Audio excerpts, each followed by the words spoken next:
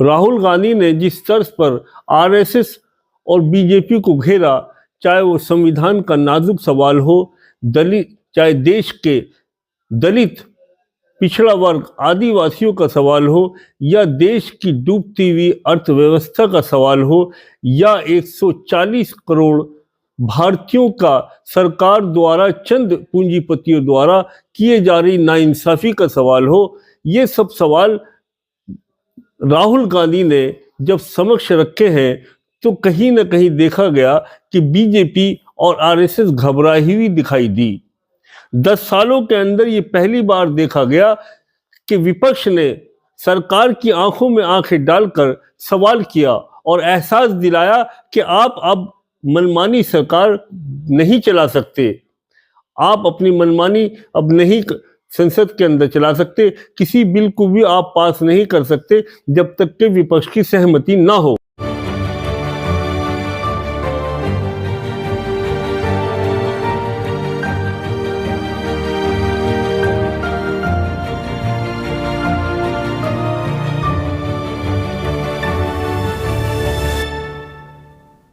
संघ संचालक श्री मोहन भागवत जी इस बात को लेकर बड़े चिंता में हैं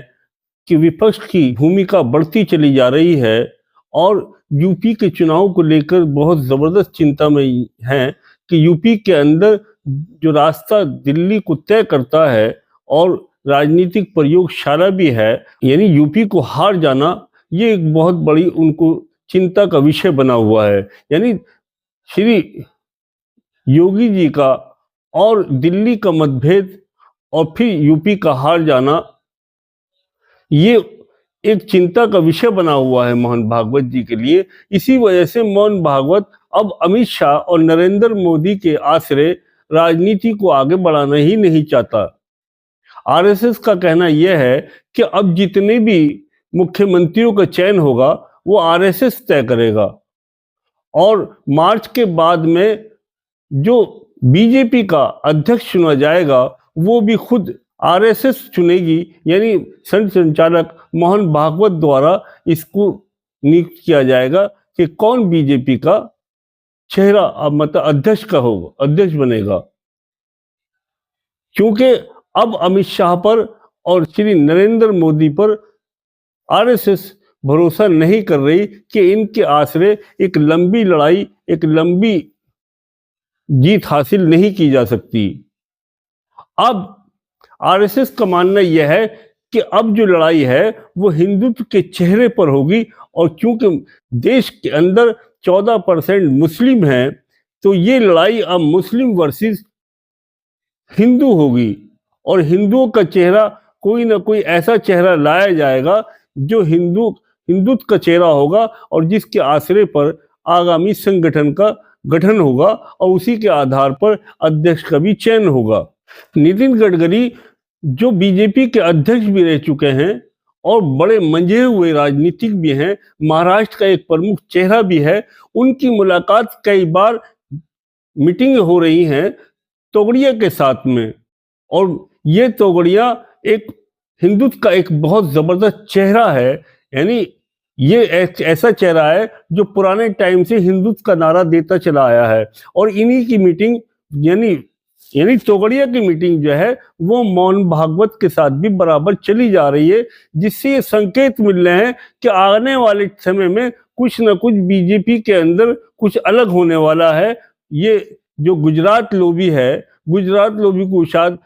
आरएसएस अब हटाकर महाराष्ट्र के और कोई और चेहरा लाना चाहती है। अगर हम अतीत के पन्नों को पलट कर देखें तो आरएसएस का जो इतिहास है वो हमेशा राजनीतिक रहा है। आरएसएस का जो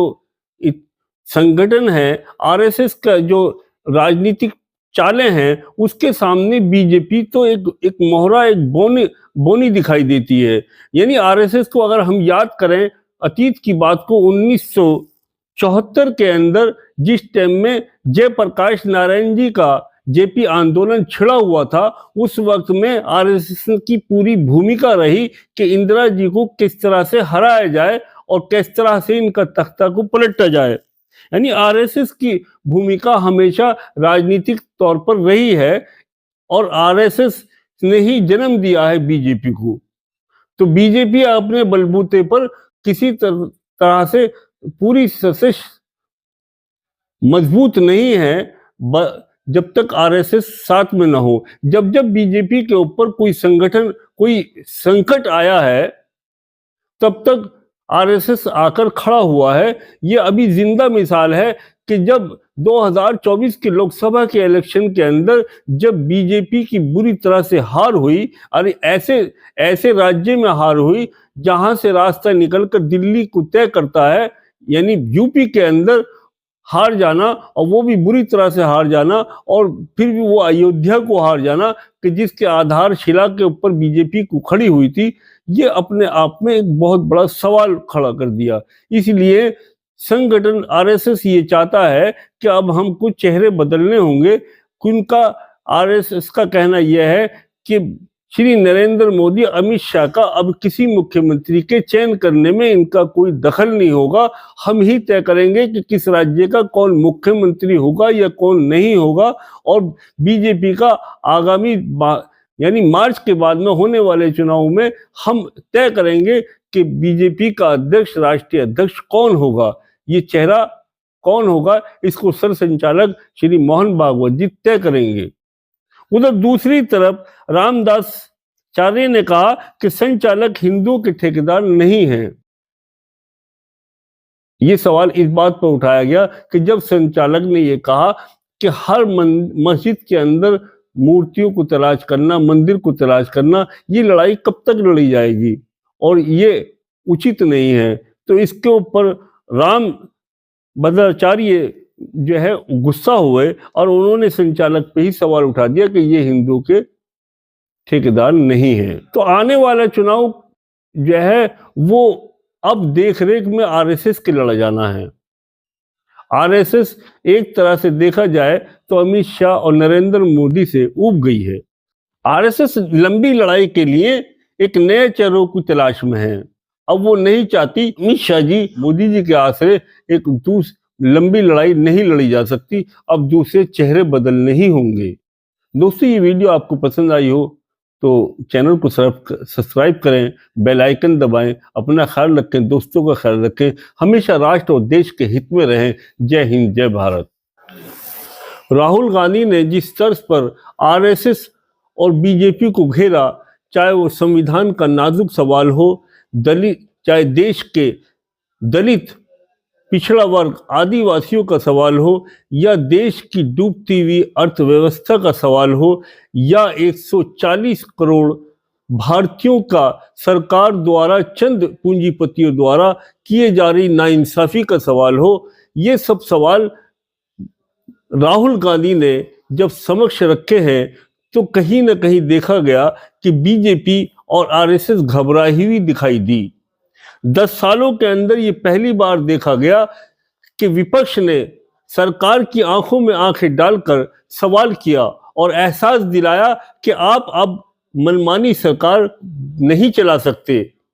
आप अपनी मनमानी अब नहीं संसद के अंदर चला सकते, किसी बिल को भी आप पास नहीं कर सकते जब तक कि विपक्ष की सहमति ना हो।